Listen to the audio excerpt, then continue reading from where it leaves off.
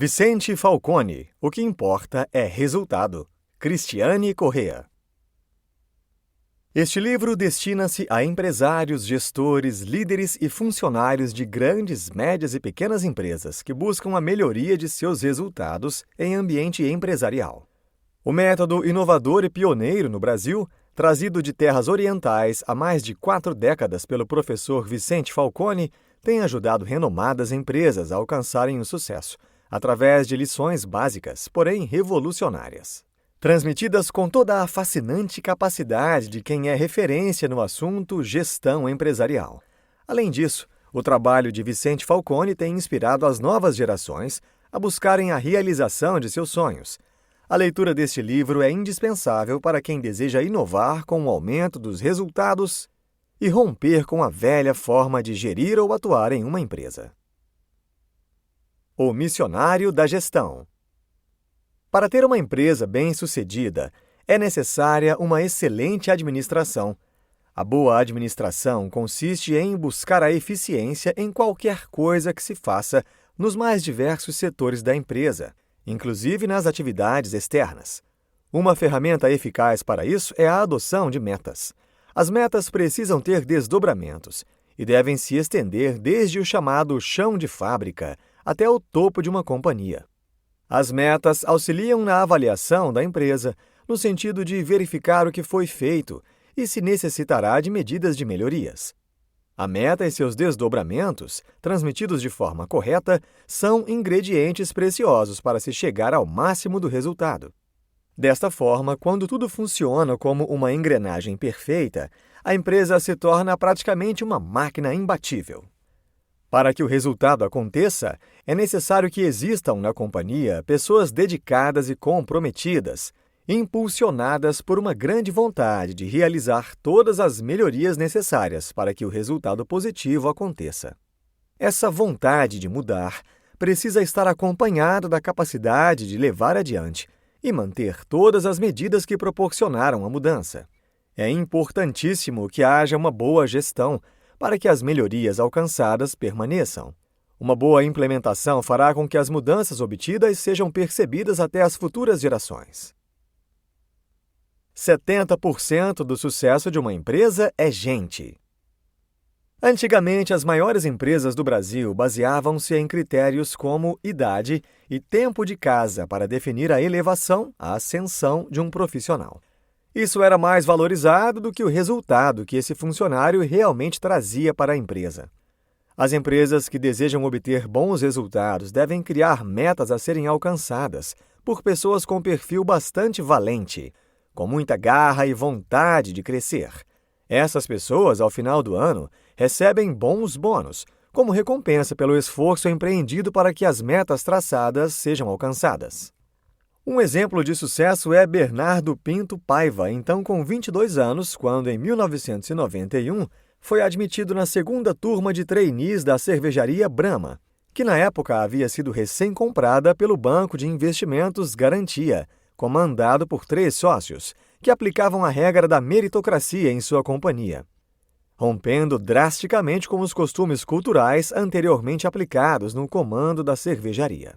Paiva era recém-formado em Engenharia de Produção pela Universidade Federal do Rio de Janeiro, UFRJ, e tinha o perfil tão procurado pelos novos donos da Brahma. Quando o programa de trainee da Brahma chegou ao final, muitos de seus colegas optaram por trabalhar na área administrativa da cervejaria. Porém, Paiva preferiu trilhar outro caminho. Decidiu ir para a área de vendas. Com esse passo, Paiva pretendia ver de onde vinha o dinheiro e o que queriam os clientes, além do desejo de trazer os maiores e melhores resultados possíveis para a empresa. Porém, sem experiência na área e sem treinamento, como faria isso? Foi então que Paiva decidiu se aproximar de outro funcionário, que na época era um dos melhores vendedores da cervejaria, Paulinho, que não tinha uma educação formal, não havia completado nem o ensino fundamental, porém, era um sucesso em sua profissão. Paulinho ensinou a Paiva uma das maiores lições de sua vida. A primeira coisa a fazer quando chegasse em um ponto de venda era falar com o dono, ser bastante simpático, conversar contando piadas ou comentar sobre o time de futebol que o dono do estabelecimento torcesse. Depois desse quebra-gelo, Paiva deveria entrar no estoque e contar as caixas, retirar todos os vasilhames vazios e vender os cheios. Naquela época não havia latas, somente garrafas. Feito isso, Paiva deveria conversar com o dono sobre qual preço venderia a mercadoria, explicando que se vendesse muito caro, o produto poderia encalhar. Deveria ainda enfatizar que o produto vendido precisaria estar no bar, e não somente no estoque, para que o consumidor pudesse ver o produto, e que um papel com o logotipo da empresa deveria ser fixado em algum lugar visível. Com o passar dos anos, o negócio foi modernizado, porém alguns princípios daquela época continuam valendo, tais como gerenciar os estoques, estabelecer o preço certo e ter a comunicação da marca no ponto de venda. Paiva não aprendeu nada sobre essa vivência que teve como vendedor da Brahma nas cadeiras do curso de engenharia, e nem em nenhum treinamento da empresa. Aprendeu tudo com um funcionário muito eficiente, Paulinho. Depois de um tempo, Paiva foi transferido para a Argentina, no cargo de gerente de vendas. Porém, o mercado argentino era muito competitivo e a Brahma não teve muito sucesso em seus primeiros anos por lá e muitas demissões aconteceram. Esse insucesso se deu por conta da cerveja Quilmes, que em 2003 teve parte de seu capital comprado pela Ambev, grupo que nasceu a partir da compra da Antártica pela Brahma. E a partir daí, a Brahma ampliou seus negócios na Argentina. Depois dessa aventura empresarial um tanto tumultuada na Argentina, Paiva foi transferido de volta para o Brasil. Estando já em solo brasileiro, ele contribuiu muito para a padronização dos processos de vendas e distribuição das cervejas, com a implantação de um software chamado Blueprint.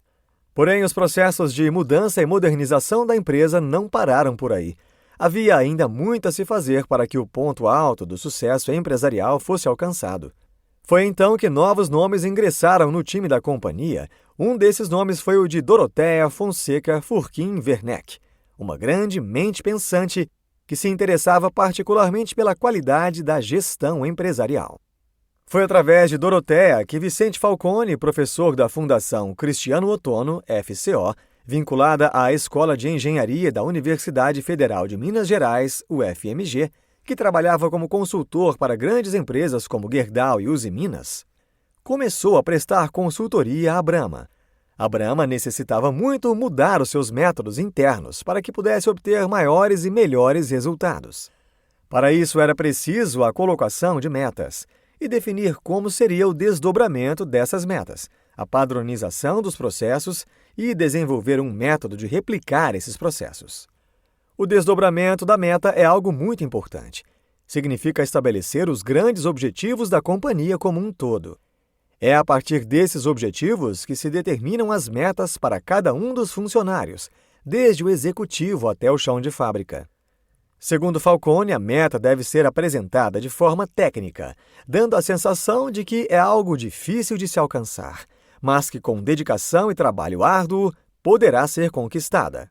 Um desdobramento feito de forma correta dá segurança aos funcionários para trabalhar, pois cada um sabe o que a empresa espera de si mesmo e qual é o seu papel para o sucesso da companhia. Todo o processo para o sucesso e a melhoria de uma empresa deveria passar pela sigla PDCA, Plan, Do, Check, Act, que em tradução livre significa planejar, executar, checar e atuar corretivamente. Planejar, executar, checar e atuar corretivamente divide-se em 4 passos e significa resumidamente o seguinte: identificar o problema, elaborar e implementar um plano para resolvê-lo, checar os resultados obtidos e padronizar os processos. Para que o processo seja bem-sucedido, é necessário a repetição contínua do ciclo, algo que exige disciplina e tempo. A Brahma seguiu todas as orientações de Vicente Falcone, bem como Bernardo Pinto Paiva, e os resultados começaram a vir. A produção e as vendas melhoraram, e tudo isso foi fruto do bom planejamento e execução. Atualmente, os fundamentos aprendidos na organização são 3. Gente muito boa na companhia inteira, desenvolvimento de processos e gestão dos processos através dos resultados. Todos esses foram ensinamentos vitoriosos de Vicente Falcone. Sem educação, vai tudo pro beleléu. O Japão é um país que realiza muito bem a sua educação de gestão de qualidade, e Vicente Falcone se encantou por esse sistema japonês e decidiu aprender tudo o que podia sobre o tema. Estudando com maior perícia, Falcone constatou que o método PDCA, Plan, Do, Check, Act, que em tradução livre significa planejar, executar, checar e atuar corretivamente, poderia resolver qualquer problema, e sendo encontrada a solução, o próximo passo seria padronizar o novo processo usando o SDCA, sigla cuja única diferença em relação ao PDCA é o S, que vem do inglês standardize, padronizar. Essa combinação de processos é uma poderosa engrenagem para a resolução de problemas e manutenção das soluções no Oriente. Em viagem ao Japão, Vicente Falcone observou que a educação dos operários nas fábricas era algo que chamava a atenção de forma muito positiva. E, em sua opinião, a educação de alto nível dos operários era o que fazia da indústria japonesa uma das mais poderosas do mundo, e não a infraestrutura das empresas. A Toyota é um belo exemplo de uma empresa japonesa, com ótima gestão de qualidade. O homem que implementou esse método, que revolucionou a forma dos japoneses de gerir suas empresas, foi William E. Deming, considerado o papa da gestão de qualidade. E desta vez foi atrás do conhecimento desse americano que Falcone foi atrás. E para isso viajou até Washington, nos Estados Unidos da América, e durante 3 dias aprendeu em um auditório todos os princípios de Deming, e depois voltou ao Brasil, cheio de conhecimento para transmitir aos empresários brasileiros. A cura da população doente. Para Falcone, uma organização só poderá ser próspera e bem-sucedida se as pessoas que lá trabalharem estiverem motivadas e dispostas a resolver problemas sem acomodação. Porém, como motivar uma equipe? Para entender o que traria motivação ao funcionário, é necessário compreender as necessidades de uma pessoa, e as mais básicas vêm em primeiro lugar: comida, segurança, amor e autoestima. Negligenciar essas necessidades cria funcionários desmotivados e doentes, que não aprendem, não produzem e não evoluem. Para alavancar os resultados, é preciso cuidar das pessoas que trabalham na empresa curando os doentes. Falcone constatou que em algumas empresas o que desmotivava mais os funcionários era a falta de liderança. Um bom líder deve ser um ótimo avaliador de desempenho e saber identificar o que é importante para a sua equipe, e a empresa precisa se preocupar em formar bons líderes, com treinamentos básicos. Um líder deve estar atento às necessidades básicas dos funcionários. Às vezes, a insatisfação se resume a uma comida ruim ou a um banheiro indecente. Nem tudo se resume a salário, vai além disso. O funcionário precisa se sentir respeitado, reconhecido e ter as suas necessidades realmente atendidas. Considera-se que 70% dos resultados de uma empresa são fruto de uma boa liderança. O líder é quem faz a equipe confiar na própria capacidade, aquele que inspira as pessoas, dá feedback quando precisa, por vezes é duro, porém justo. O líder também é o responsável por desenvolver pessoas e fazer com que essas acreditem que podem muito mais do que entendem que podem, ou seja, estimular a superação. Um pé lá fora. Em fevereiro do ano de 2015, Vicente Falcone participou de uma palestra nos Estados Unidos. Lá estavam centenas de funcionários da famosa empresa Heinz. Falcone falou sobre sistema de gestão, explicando a necessidade de criar planos de ação e executá-los com atenção e persistência. Relembrou ainda a necessidade de desmembrar metas para todos os níveis hierárquicos da empresa. Quanto à liderança, ressaltou que essa deveria sempre levar conhecimento à equipe. Compartilhou ainda que dentro de uma empresa onde desejam obter bons resultados, é necessária uma equipe disciplinada, tendo em vista a tendência do ser humano em ser procrastinador. Outro fator importante para o sucesso de uma companhia é o acompanhamento da evolução dos projetos. O modelo de gestão difundido por Falcone ficou famoso não só no Brasil, mas em outros países. E brasileiros que aprenderam começaram a assumir postos de trabalho de destaque em grandes empresas de outros países. Um exemplo disso é a Heinz, que viria a fazer uma fusão com a Kraft em 2015, que é comandada por brasileiros. Esses brasileiros exportaram o método vitorioso de Vicente Falcone. O ensino de Falcone não possui nada de acadêmico. É totalmente prático, aplicável a quase todos os cenários dentro de uma companhia. Por essa razão, traz tantos resultados, visto que o treinamento se baseia em coisas básicas, como, por exemplo, um gerenciamento de rotina, a padronização de processos, o estabelecimento de metas e planos de ação. Quando se organiza uma empresa com base nos ensinamentos e nos métodos de Falcone, é mais fácil identificar o que o funcionário deve entregar e quais são as prioridades. Esse processo se torna um sistema mental, onde o gerente, quando questionado como vai a fábrica, por exemplo, ao invés de ficar enrolando em sua resposta, logo apresenta as metas dele e como está em relação a elas, a fim de demonstrar os resultados já alcançados. Pós-fácil.